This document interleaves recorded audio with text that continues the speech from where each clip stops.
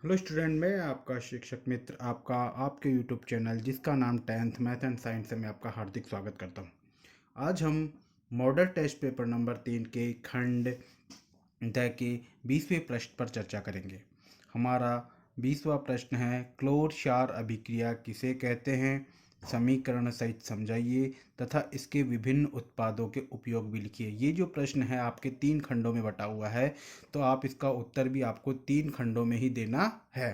पहला हमें करना है क्लोर क्षार अभिक्रिया किसे कहते हैं, यहाँ तक। फिर उसके पश्चात दूसरा जो उत्तर देंगे हम, इसका समीकरण सहित इसे समझाएंगे। और तीसरा जो है, इससे बने हुए जो उत्पाद हैं उनका उपयोग भी हम बताएंगे। इस तरीके से अगर आप टुकड़ों में करके प्रश्न को समझाते हैं, उत्तर लिखते हैं, तो आपको जो है उसके पूरे मार्क्स मिलने के पूरे चांस रहते हैं। यहाँ अपने 20वां प्रश्न है, उत्तर देखिए। क्लोर क्षार अभिक्रिया। देखिए ये दो शब्द हैं, क्लोर और क्षार। अब इसको समझते जाइए। देखिए, जब सोडियम क्लोराइड अर्थात नमक के जलीय विलयन में, जलीय विलयन मतलब इसमें हमने पानी डाल दिया। देखिए, समीकरण से समझेंगे तो आप इसे आसानी से लिख लेंगे। सबसे पहले क्या है हमारे पास में, सोडियम क्लोराइड नमक NaCl, इसका जलीय विलयन लिया अर्थात इसमें पानी मिला दिया। जब इसमें हम विद्युत धारा प्रवाहित करते हैं, अर्थात इसके घोल में जब हम विद्युत धारा प्रवाहित करेंगे, विद्युत धारा डालेंगे, तो यह टूट करके वियोजित होकर के NaOH बनाता है, क्लोरीन बनाता है और हाइड्रोजन गैस बनती है। इस अभिक्रिया को हम क्लोर क्षार अभिक्रिया कहते हैं। क्लोर क्षार अभिक्रिया में इसलिए नाम दिया गया है क्योंकि इसमें एक तो क्लोरीन बना, इसलिए इसका नाम क्लोर है। और दूसरा NaOH, जिसको हम क्षार कहते हैं, क्षार बना, इसलिए इसका नाम हो गया क्लोर क्षार अभिक्रिया। ये अभिक्रिया बहुत ही महत्वपूर्ण है, परीक्षा की दृष्टि से बहुत ही महत्वपूर्ण है और परीक्षा में लगभग आती ही आती है, तो इसे आप अच्छी तरीके से याद कर लीजिए। अब अब आप समझ गए होंगे क्लोर क्षार अभिक्रिया किसे कहते हैं।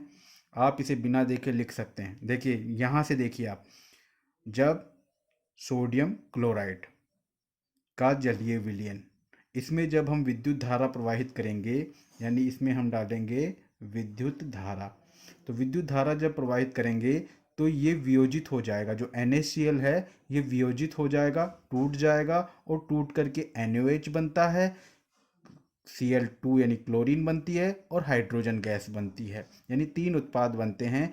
इस अभिक्रिया को हम क्लोर क्षार अभिक्रिया कहते हैं। यहाँ तक हो गया।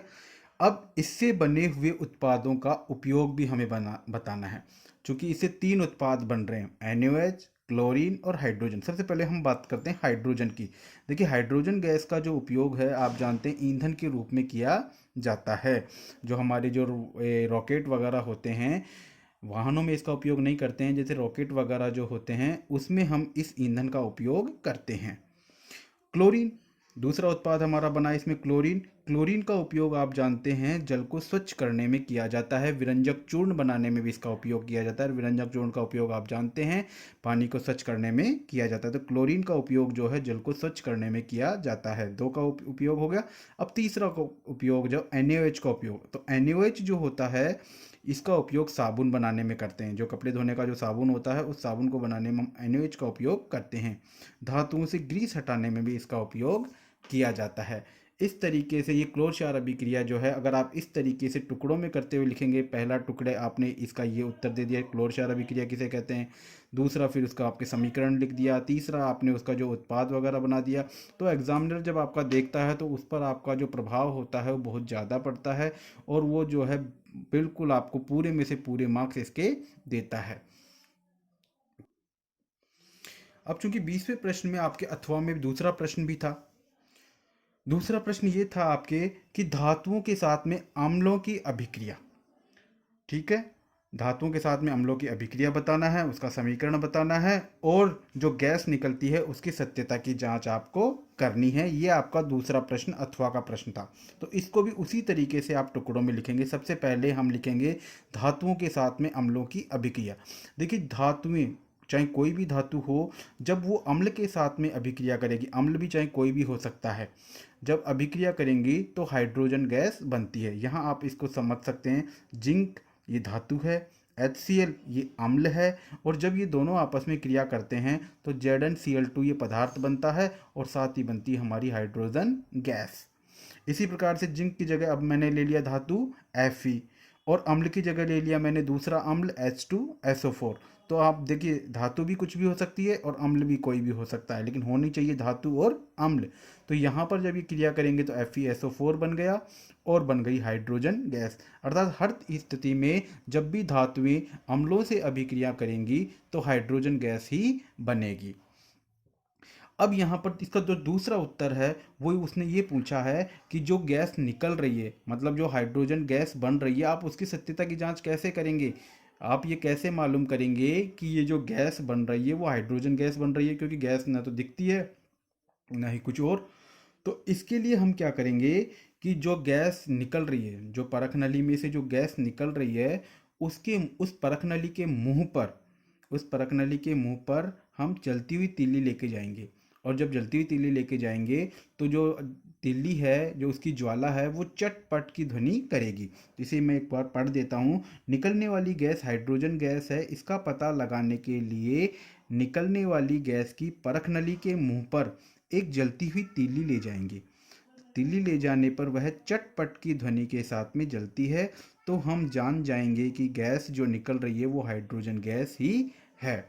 इस तरीके से आप ये 20वां प्रश्न जो है इसका उत्तर आप इस तरीके से लिखेंगे तो आपको जो है पूरे मार्क्स प्राप्त होंगे। देखिए यहाँ पर आज हम चर्चा कर रहे हैं 22वें प्रश्न की। 22वां प्रश्न भी कौन सा है? देखिए, कौन से कारक हैं जिन पर एक चालक का प्रतिरोध निर्भर करता है? प्रतिरोधकता को परिभाषित कीजिए तथा इसका SI मात्रक लिखिए। ये प्रश्न भी आपके जो हैं 3-4 टुकड़ों में बटा हुआ है। देखिए, निबंधात्मक जो प्रश्न आएगा वो एक प्रश्न नहीं होता है, वो 3 या 4 प्रश्नों से मिला हुआ होता है। तो आपको उत्तर भी जो है उसी प्रकार से 3-4 टुकड़ों में ही देना चाहिए, वो ज़्यादा अच्छा रहता है। तो आप प्रश्न समझ गए। सबसे पहले हमें चालक किस पर निर्भर करता है उसका उत्तर देना है, फिर हमें प्रतिरोधकता की परिभाषा लिखनी है और फिर उसका SI मात्रक लिखना है। देखिए, चालक का प्रतिरोध, चालक तार का जो प्रतिरोध होता है वो 3 कारकों पर निर्भर करता है। पहला है चालक तार की लंबाई पर, अर्थात R जो होता है वो अनुक्रमानुपाती होता है L के। कहने का तात्पर्य ये होता है कि चालक तार की जब लंबाई बढ़ेगी तो प्रतिरोध का मान भी बढ़ जाएगा। दूसरा होता है चालक तार के अनुप्रस्थ काट पर, अर्थात उसके क्षेत्रफल पर। ये R जो होता है वो व्युत्क्रमानुपाती होता है A के, अर्थात जब A का मान बढ़ेगा तो प्रतिरोध का मान कम हो जाएगा। तीसरा होता है चालक तार की प्रकृति पर और तापमान पर, चालक के तापमान पर। इस प्रकार से चालक तार का जो प्रतिरोध होता है वो 3 कारकों पर निर्भर होता है। अगर हम इसे समरी में लिखे, देखिए R इज प्रोपोर्शनल L, यानी R अनुक्रमानुपाती होता है L के, और R व्युत्क्रमानुपाती होता है 1/1, यानी A के व्युत्क्रमानुपाती होता है। देखिए, अनुक्रमानुपाती का मतलब होता है ये बढ़ेगा तो ये भी बढ़ेगा, ये घटेगा तो ये भी घटेगा। इसी प्रकार से अगर व्युत्क्रमानुपाती होता है तो इसका मतलब उल्टा होता है, ये बढ़ेगा तो ये घटेगा, ये घटेगा तो ये बढ़ेगा, ये उल्टा होता है। तो अब हम अगर इसको एक ही सूत्र में लिखें तो R अनुक्रमानुपाती, L ऊपर है और A नीचे है। अब अनुक्रमानुपाती के चिन्ह को हटाना जरूरी होता है, तो यहाँ पर एक नियतांक राशि लगानी पड़ती है। तो R बराबर नियतांक राशि हो गई हमारे पास में रो और L/A। ये रो जो होता है इसी को हम विशिष्ट प्रतिरोध कहते हैं, और या फिर प्रतिरोधकता कहते हैं।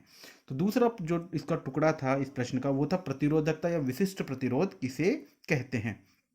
तो यहाँ पर देखिए, जब हमने यहाँ चालक तार की लंबाई 1 मीटर कर दी, देखिए यहाँ देखिए इसको, देखिए यही सूत्र यहाँ लिखा है मैंने, लेकिन यहाँ पर देखिए जो L है वो मैंने 1 मीटर कर दिया, अर्थात जो तार है हमारा वो 1 मीटर लंबा हो गया, और उसका जो क्षेत्रफल है वो मैंने ले लिया 1 वर्ग मीटर, यानी दोनों 1-1 में हैं। L भी 1 है और A भी 1 है, तो जब इन दोनों को मैं 1-1 कर दूंगा तो 1/1 मतलब 1, 1/1 1 हो जाएगा। तो R जो बराबर हो जाएगा रो के।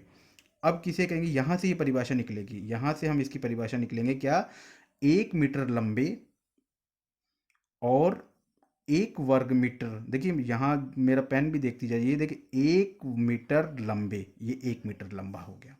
और 1 वर्ग मीटर अनुप्रस्थ काट, ये 1 वर्ग मीटर अनुप्रस्थ काट क्षेत्रफल वाले चालक तार के प्रतिरोध को उस पदार्थ की प्रतिरोधकता कहते हैं। जब दोनों का मान एक एक है तो ये जो प्रतिरोध होगा उसी को हम प्रतिरोधकता या विशिष्ट प्रतिरोध कहते हैं। और इसका जो एसआई मात्रक होता है वो ओम इंटू मीटर होता है। इस तरीके से आज हमने जो है प्रश्न 20 और 22 की चर्चा की है।